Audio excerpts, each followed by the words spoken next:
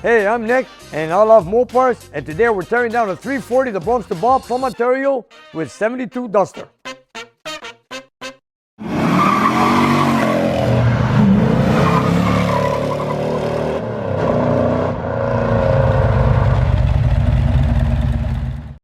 Nick's Garage is supported by Atlas Equipment and K-Tool International. Hi, I'm Nick, and welcome to my shop. And you know, I don't have any engines ready to put on the dyno, so I gotta dismantle a few. I've got a few I gotta work on right now because it's the time of the season. And I gotta take apart this one that belongs to Bob in a 1972 Duster that's right behind me. It's got 19,000 miles. It is an original 4-speed car. So he wants to overhaul the engine and also look for a little bit more horsepower. So we're gonna do a few tricks in this. You heard that right. This gorgeous 72 Duster had only 19,000 original miles on it when it came to Nick's. And now it's time to rewind the clock on the car's iconic Mopar 340. This is not a very common engine. We do a lot of 440s here. And this is a 1972 net horsepower of 240 with an 8.5 compression ratio. But my point is right now, I gotta take off a cylinder head. I need to make sure it's a standard bore because you never know. And also that the valves are 188 or 202. Yeah, we wanna bring up the compression a bit. We wanna bring up the horsepower a bit. Of course, we're gonna stay with the stock cast iron intake manifold, exhaust manifolds. We're gonna tune it up and of course, try to make some more power with it. After all, it is a muscle car, it is a 340, 4-speed car, and we wanna give it some guts.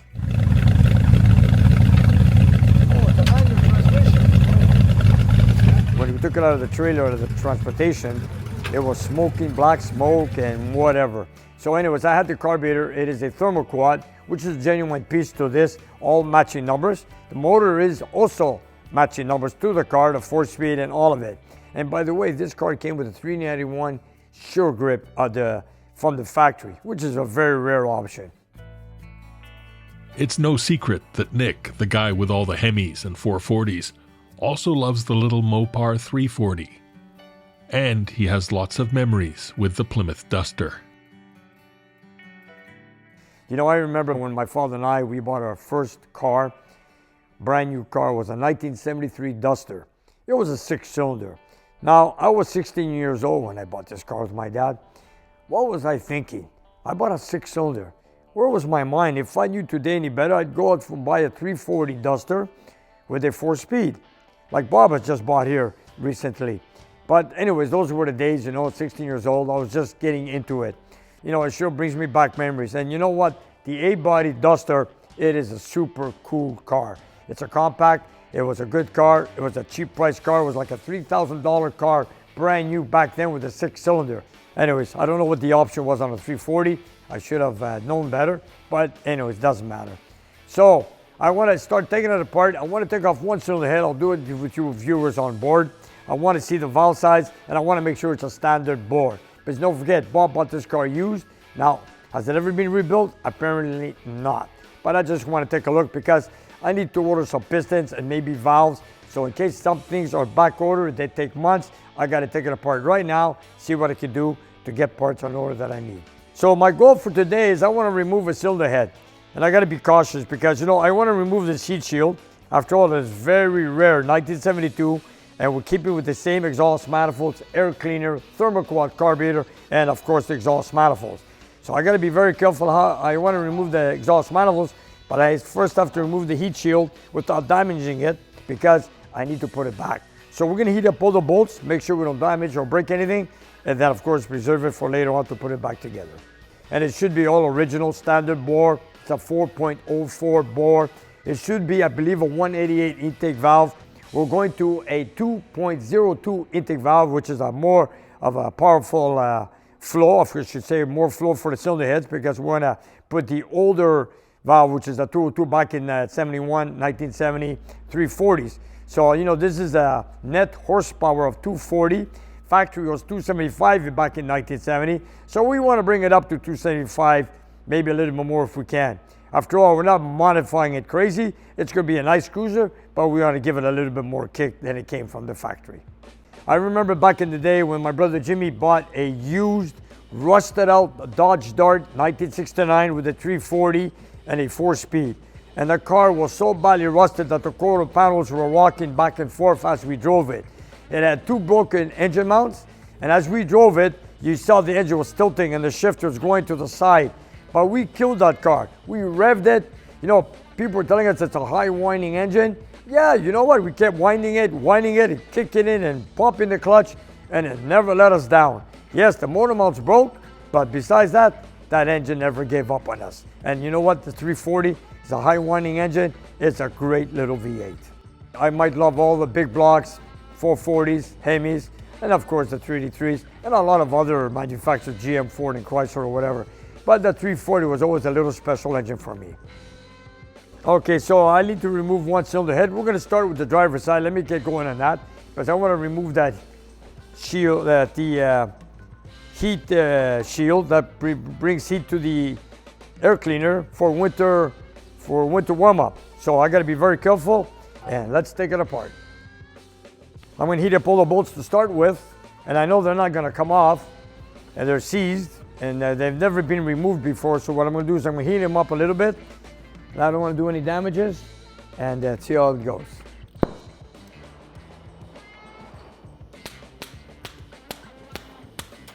You got to be kidding me.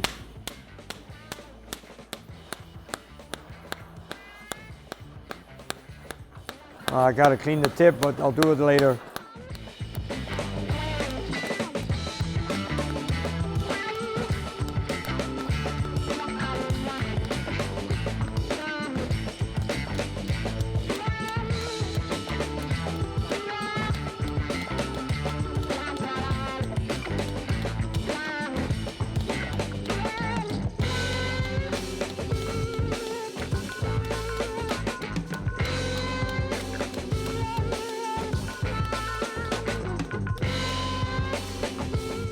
Here we go.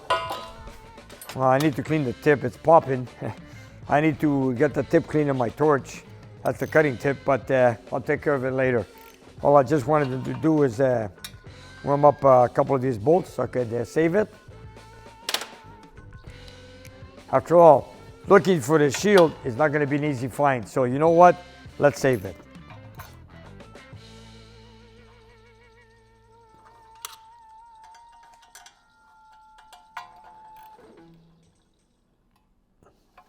Nope. Still needs to be heated up. Okay, let's heat it up again.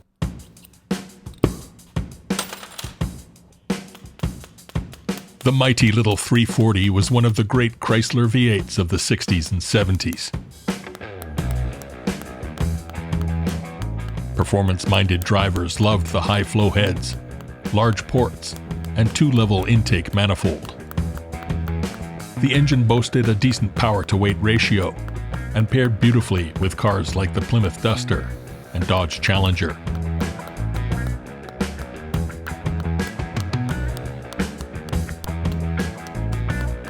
Everybody's asking why the wires are still on. It doesn't matter, we're going to replace them anyways. In order to comply with new emission rules in 1972, the 340 engine was detuned.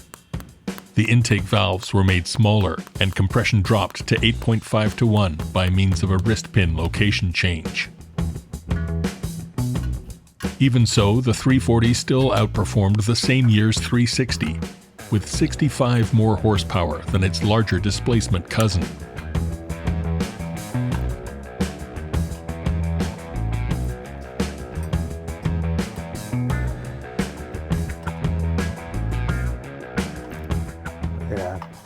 They don't want to come off.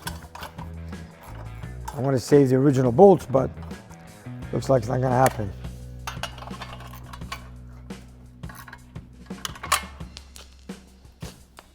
Well, you know what? I have to make them red hot and then turn them while they're red hot. Here we go.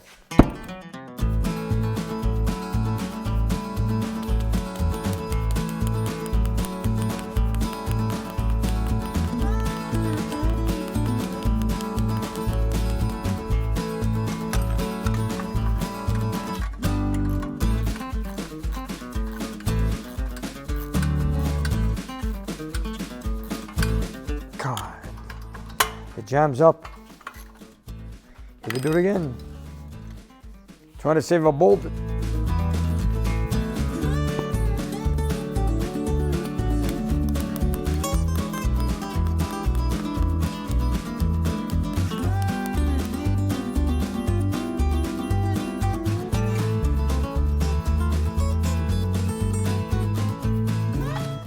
Okay, we're going out.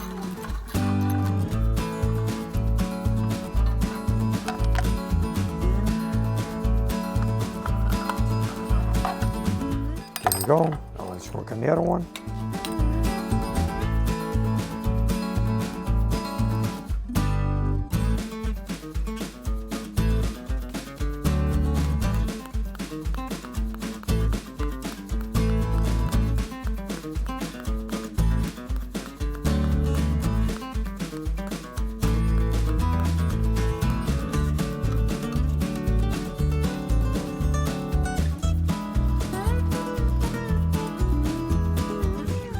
There we go.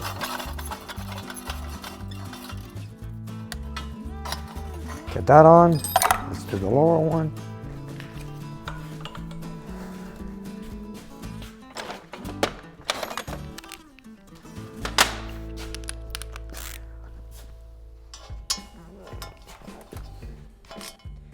You know, looking for one of these heat shields. I doubt it very much.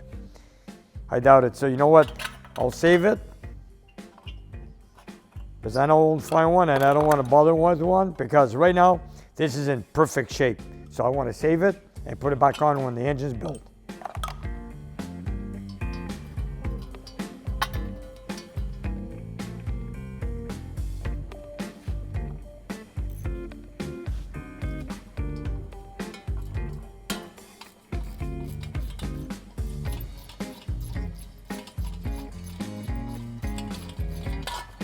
There we go. Looking for one of these, it's not going to be easy. And this is in perfect shape. After you get it dyno tested, of course, we're going to put it back on as it came from the factory right into the car. Is it old? I believe it is. If you take a look at the bolts and studs, look how rusty they are. You know that these are genuine. Look at that. Anyways, you know what? We're going to preserve them. If I need to replace them, I will. But in the meantime, we're going to see what we can save and then take it from there. Okay, here we go. Take those spark plug wires. I'm going to put some new ones on after.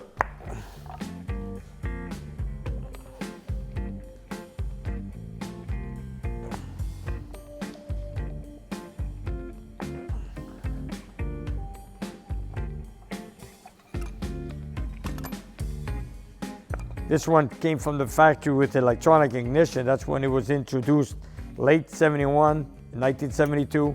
They had electronic ignition. Of course, we're going to stay with the same distributor. We're going to stay with the same valve covers, same cast iron intake manifold. Want to keep it simple, original looking, and get some more kick out of it.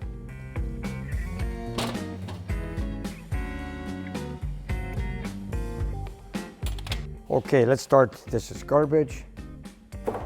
All right, here we go. Let's take off the distributor. So to start taking off the intake manifold, valve cover manifold, and then the rockers and push rods, and then the cylinder head. Okay, here we go.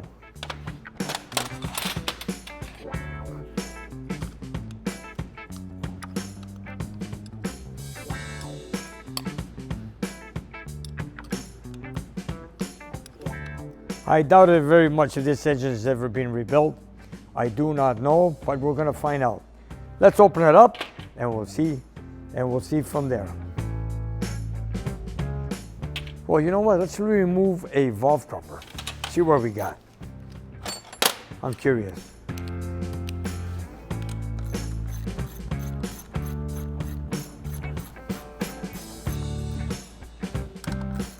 I'm sure the valve cover has been replaced because I see new valve cover gaskets on it.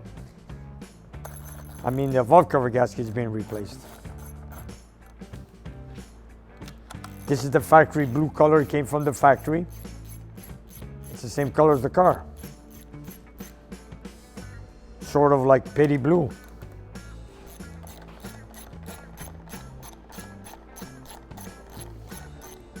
And this also comes from the factory with non-adjustable rockers. There's stamped steel, which you're going to see right now.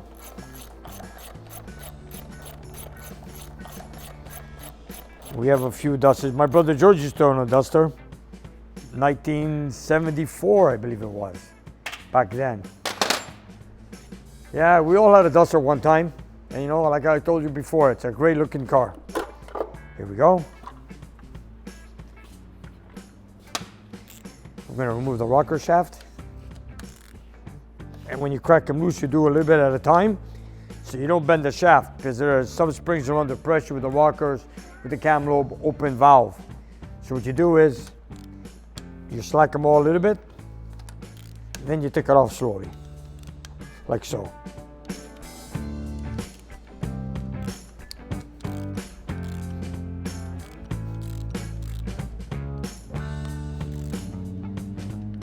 This way you prevent the shaft from bending.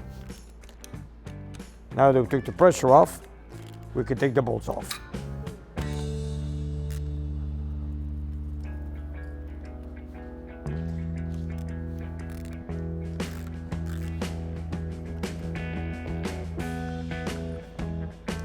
This is nice, you know.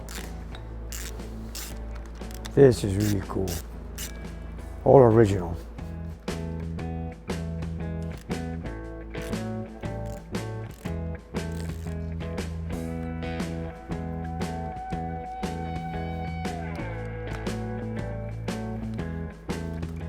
You know, not like the big block Mopars, all the bolts on the shaft on the small block Mopar, they're all the same length.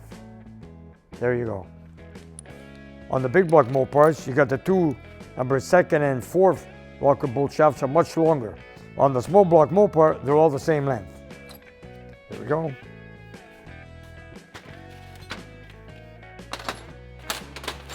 Then we gotta check the push rods, make sure they're not bent. And from the factory, most Mopar engines, the valve springs are red, like so. If you take a good look, the valve springs are red.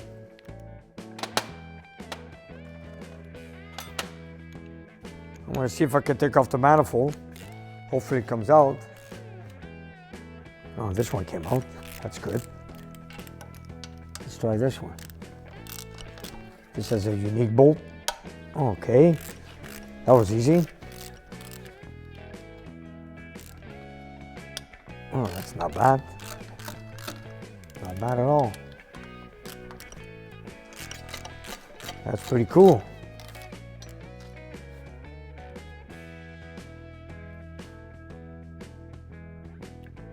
Is that part of the heat shield? I'm not sure. This was just sitting in their cylinder head. But you know what? We're going to figure it out and I'll know what it is.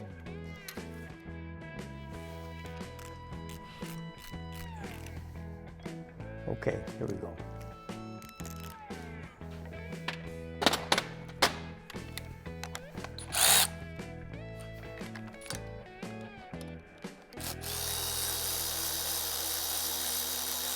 See, this is a very unique bolt. It's also a stud, so you can put the heat shield. This holds the manifold, and then you got a provision here to put the bolt for the heat shield, which I took out earlier. A lot of you guys are watching my videos, but you're not subscribed to my channel. Click that button, subscribe, you guys.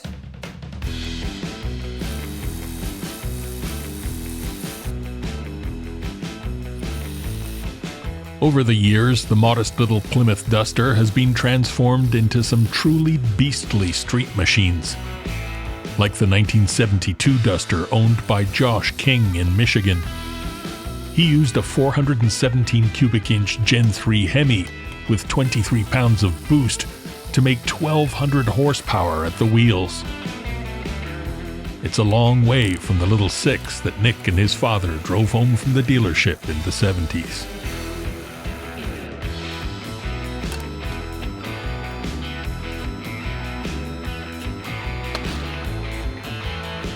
This is a high performance exhaust manifold.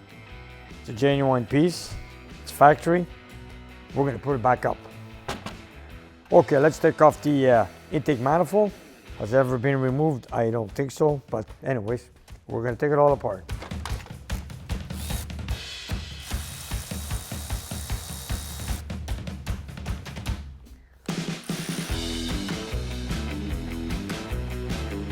It's a dual plane intake, nothing special about it. It's made out of cast iron. And of course, you want to put back the same one. You know, now's the time to remove the bolts from the thermostat housing before your intake manifold is removed, because it gives you leverage. Sometimes they're very tight, they don't come out, so now's the time to get them off. We're going to get this bracket zinc plated. This is a small block genuine bracket that holds the coil in place. We're going to have it nicely clean, zinc plated, and of course reinstall it. Okay, this is the automatic choke thermostat, which is right here. It's going to work with the original Carter Thermoquad carburetor that came with it. That's cool, the bolts came off very nice. Looks like it's in working order. Of course, we're going to check that when the time comes, because I got to make sure that the choke closes, cold engine, and it gradually opens up slowly as it warms up. Okay. There we go. There's the cup, there's the heat passage. If people want to know how the heat gets, it warms up the choke through heat patches. It goes from one cylinder head to the other through the intake manifold. It warms up the intake manifold. At the same time, it warms up the choke thermostat so that the choke door can open up slowly as it warms up. That is all controlled by a heat raiser valve that's on the exhaust manifold. But on this side, we've taken it out earlier when we took the engine out of the car, because we had to move it to give us more access, removing it from the engine bay. Okay, I'm going to take these out. Let's take off the thermostat bypass hose, like so.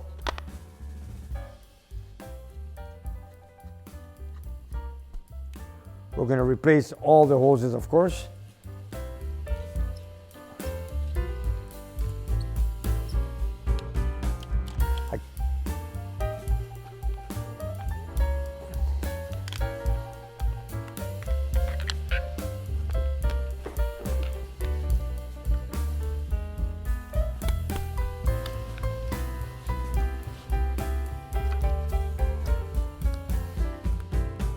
Okay, here we go.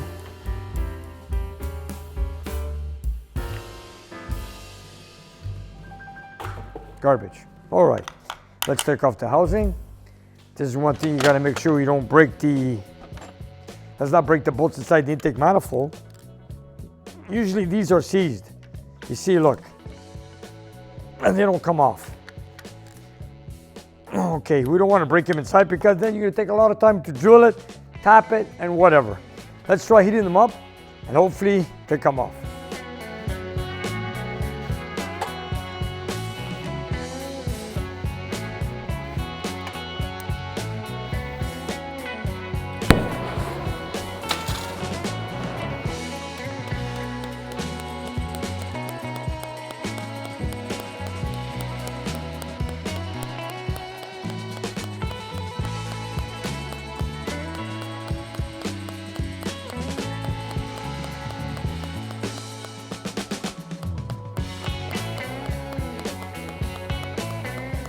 I need to replace the cutting tip on my torch here, or should I say clean it. But right now, I just want to take apart the engine. We'll worry about that later.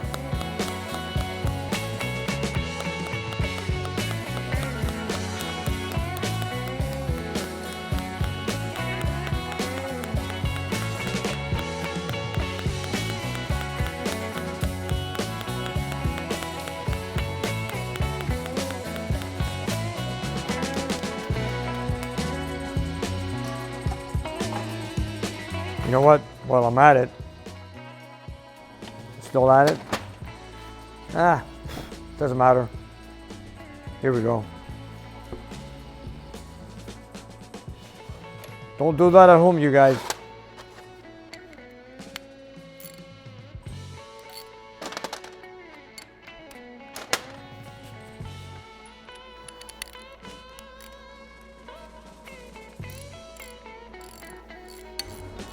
I'll let it cool down a bit before I put a force mat on it. I don't want to force it and break the bolts inside. Here we go. Sometimes it helps by banging on it.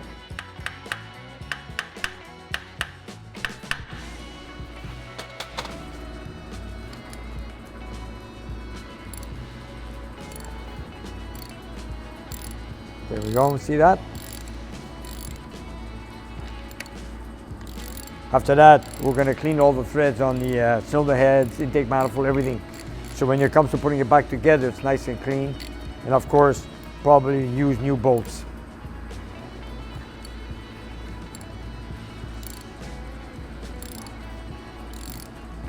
Here we go.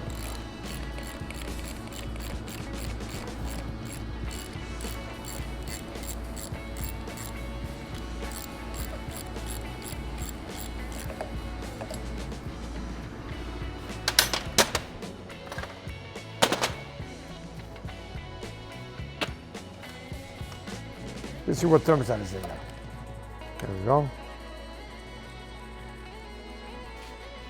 192 Fahrenheit. Of course, as a performance engine, we're going to install a 180-degree Fahrenheit thermostat. 180 degrees Fahrenheit. That's what I use for all my engines. Okay, got the distributor off. Here we go. Just to guys let you know, the rotation of the distributor on a small block Mopar is clockwise. On the big block Mopars, the distributor turns counterclockwise. Okay, so now I'm going to remove this valve cover, and after that we're going to remove the intake manifold.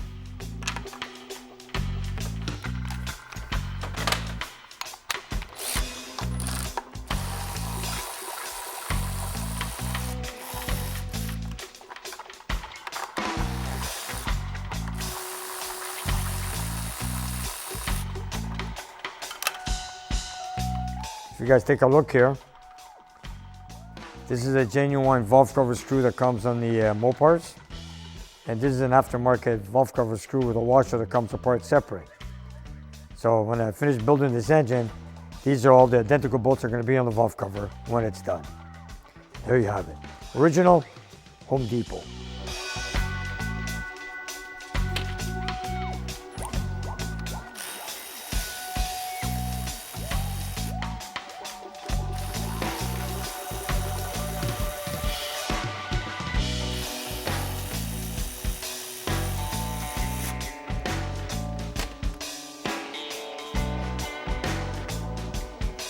It's nice, you know, I like the way they came from the factory, you know, because you know what? The bolts that come from the factory, usually the washer is stuck with the bolt. So you move the bolt around, or you take it off, or you throw it, or you drop it, the washer always stays with the bolt. And that's what I love about them.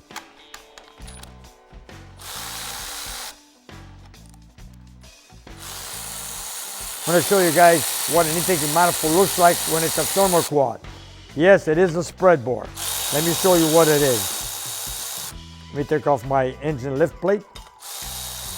There we go. And here it is. So this is a thermoquad intake manifold. You know, it's a performance carburetor and also economical. It's got two small barrels in the front and two large barrels in the back. Because when you're cruising with the car, you're always cruising with the front two barrels. So for that reason, it's economical, and when you're on full throttle, that two big barrels open up in the back, and then you got performance. Looking at it, it looks like somebody's been working on this intake manifold. Anyways, you know what? I don't know, this is not factory. I'm gonna look into it later on. I didn't expect this. Probably a bridge from here to there. But really, no big deal. It won't harm any performance at all. Let's keep going.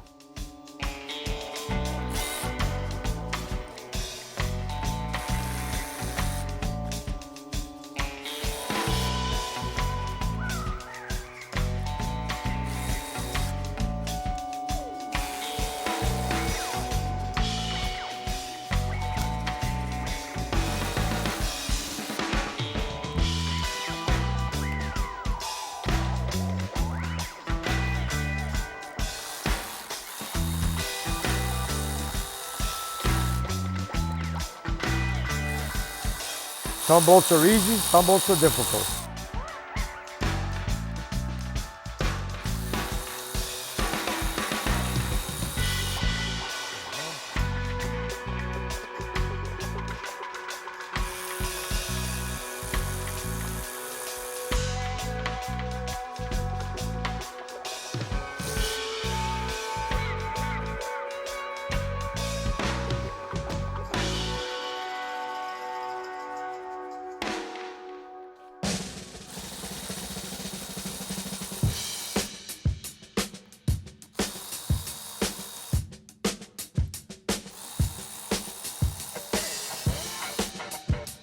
Originally, the Duster was hoped to be named after a Warner Brothers character, as was the case with the Roadrunner. But when negotiations to license the Tasmanian Devil failed, Chrysler's Thomas Birch created the logo of the Whirlwind with eyes that we all know so well today, and the Duster was born.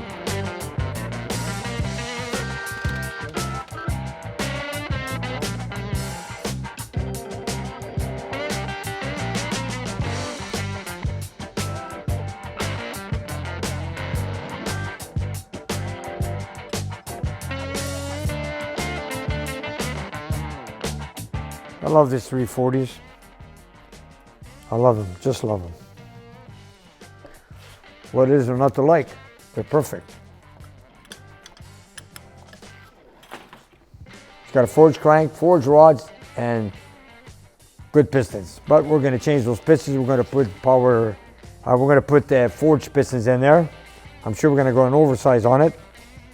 I'm sure the rings are worn out with all the carburetor running with black smoke when it first came here off the transportation truck. But you know what? That's what it's here for. We're going to rebuild it, put a brand new fuel pump, new timing chain. That water pump is being replaced. When? I do not know. We have to look at the harmonic balancer. It looks like it's no good anymore. Let's take off that intake. Maybe we can see the cam after that. Here we go. All right, let's rip off that intake.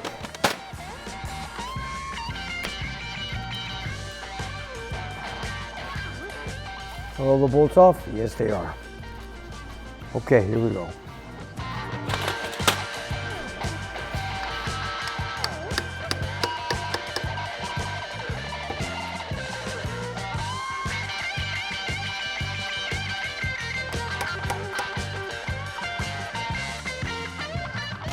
The manifold is a cast iron version, and I believe it's never been removed.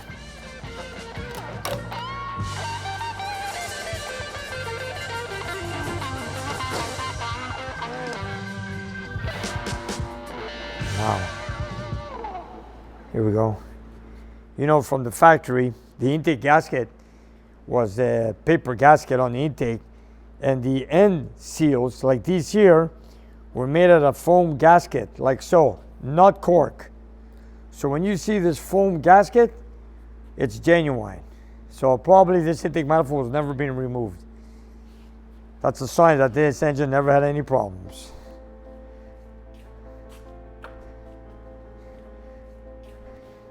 Well, you know what?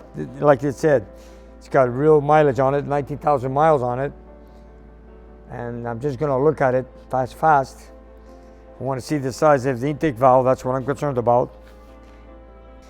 You know, a beautiful car like that, nice driver, a 4-speed, A-body. It's only got 19,000 miles. I'm surprised they didn't drive it much. If that was my car, I'd be driving it every weekend. And it would have a lot more than 19,000 miles on it for sure.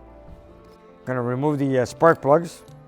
Then I'm going to remove the cylinder head. Then we're going to see, which I believe it will be a bore size of 4.04, which is standard bore for a 340.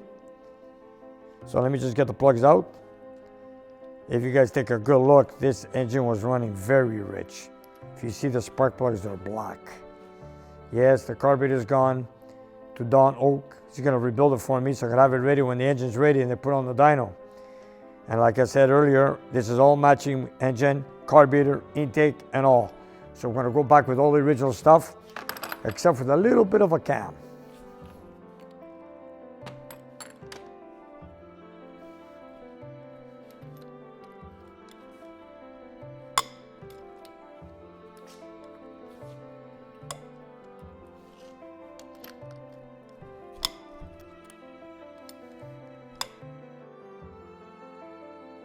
Yeah, last time these bolts were turned, I believe it was at the factory. Yeah, back in 1971. Even though it isn't 72, the car was built in 71. Okay. I also wanted to say something. If you guys take a good look here, if you got headers, if you notice that the cylinder head has a stud on each end, Now if you remove these studs, water coolant will come out of the cylinder head. On the other 4 center bolts, there's no coolant there whatsoever. These holes are all closed off on the inside, do not go into the water jacket. On the ends, on the small block Mopar, if you remove these studs, the coolant will leak. So they go into the coolant water jackets. Just to let you guys know on the small block. On the big block Mopar, all the studs, if you remove them, yes, you have a coolant leak through the cylinder head. They go through the water jacket. And I'm only speaking of Mopar for this now.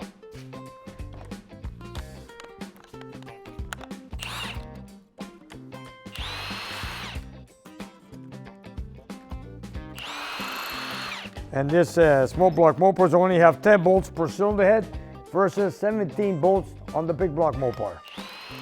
17 bolts on the head bolt of the big block, 10 on the small block.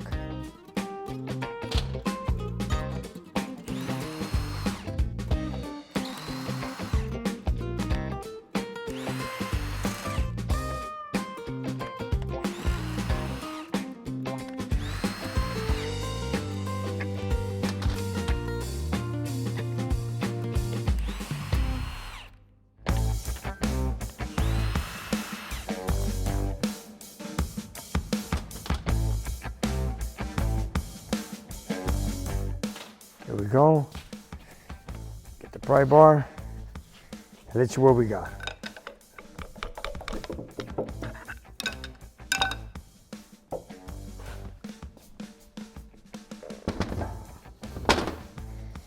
Yeah, it was running very rich, all right. Okay, here it is what I'm concerned about. It's probably a 188 valve. Here we go. Let's check it out.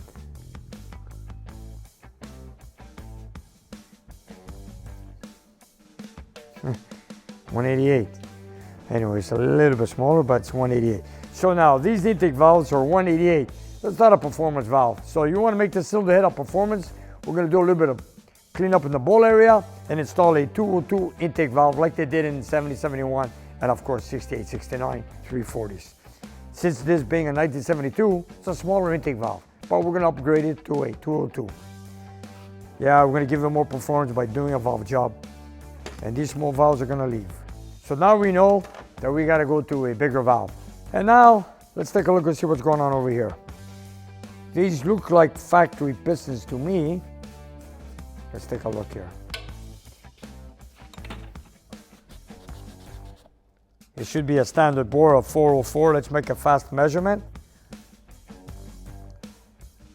Here we go. It's got a little ridge on it. Wait a minute. There we go. That's exactly where I want it. So it seems to be a standard bore 404. Okay. So now we know that it's got the small intake valves, and this is an unmolested engine. And from what I see on this head gasket, it looks like a genuine Chrysler head gasket. Yeah, yes, sir. Sure is. It looks like it. I'm just looking for a part number, but maybe they didn't come with part numbers from the factory. Anyways, I know that this is the type of gasket they used back in the day. Okay, there we have it. Yep, they look like factory pistons. You know, they got 4 valve leaves because you know what? These pistons, when they're from the factory, you could put them on the right bank or the left bank. That is the reason why they have 4 valve leaves. You know, making it simple. One type of piston for both banks. And the camshaft, it is a hydraulic flat tappet, but I'm just gonna remove the 8 lifters on this side. I want to see if anything's washed away. Or should I say, if there's any cam lobe worn out. From what I see here, looks like they're in very good shape. So what I do in this case, I always make sure that the lifters go back in the same order. I take a box, I put an F for the front, I put the left bank and the right bank. Now if somebody or my customer wants to keep the cam and reuse it for any other reason, you put them in because you got to put them in order because this cam now is worn out with the lifters in each individual lobe. So what I do is, I take out the lifters and I put them in the same order, like so. If you take a good look from underneath, They look pretty good. You know, like as the lifters run with the engine, they turn and go up and down at the same time. That's how it's broken in. So this is what we're gonna do right now. I'm gonna take them out and at the same time checking one by one that there's nothing wiped out. And from what I see, so far so good. Here we go. Let me just show you what I'm talking about. And they seem to be sliding out very easily. You know, if a lifter is a little bit mushroom or worn out, it will not slide out of the bore that easy. This one here, look, if you take a look, watch this. Take a magnet, go like this. Look at that. You want me to do it again? Just want to make sure. Do this, pull it out. See how smooth it came out? You know that this lobe and lifter are perfectly mated. There we go. And of course, I'm going to put Bob's name on it.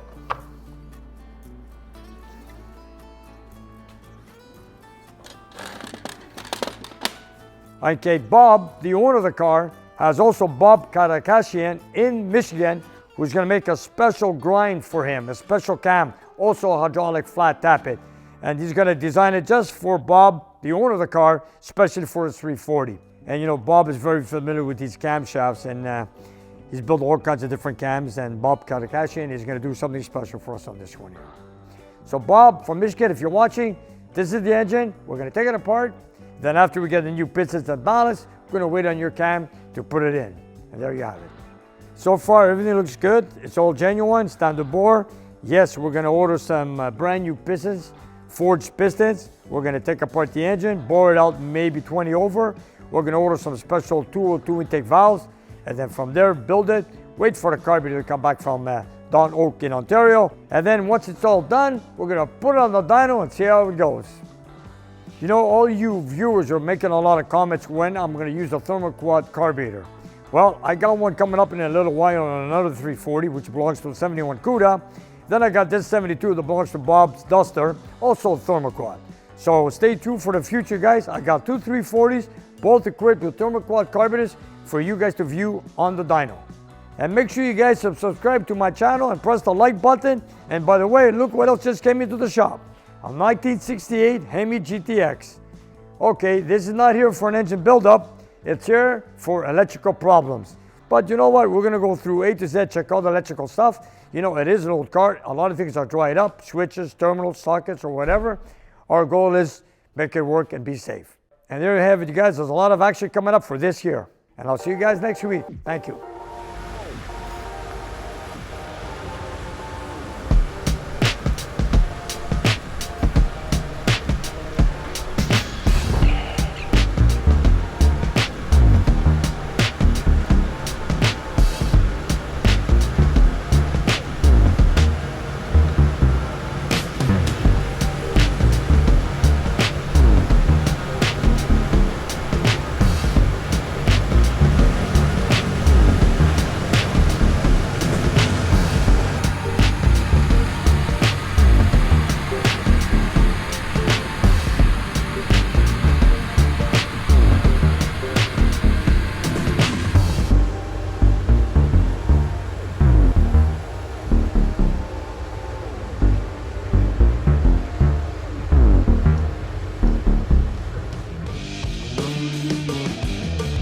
And you guys, if you look down below the video, we have a whole bunch of merchandise that you guys can buy.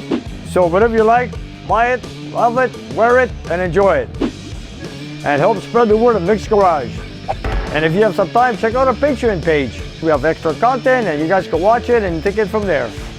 And we'll see you next time.